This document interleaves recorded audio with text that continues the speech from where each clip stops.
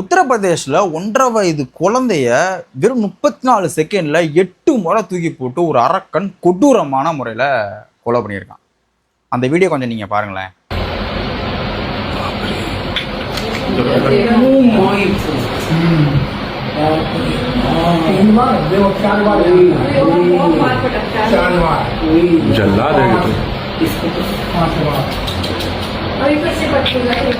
இந்த வீடியோ பார்க்கும்போது நமக்கே இவ்வளோ கஷ்டமாக இருக்குது. அந்த குழந்தைக்கு இவ்வளோ வலிச்சிருக்கும்.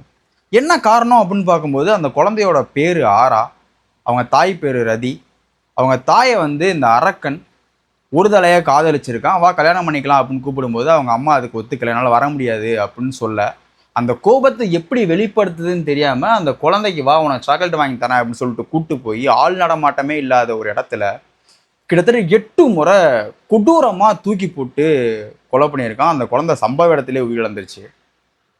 இந்த இடத்துல நீங்கள் இருந்தீங்கன்னா என்ன பண்ணியிருப்பீங்க? பார்க்கும்போது நம்மளுக்கே எவ்வளோ கஷ்டமாக இருக்குது. தண்டனைகளை கடுமையாக்கினா மட்டும்தான் குற்றங்கள் குறையும் அப்படின்னு சொல்லிட்டு இங்கே எல்லாருமே உரக்க குரல் கொடுத்தாலுமே குற்றங்களும் குறைஞ்ச மாதிரி தெரியல.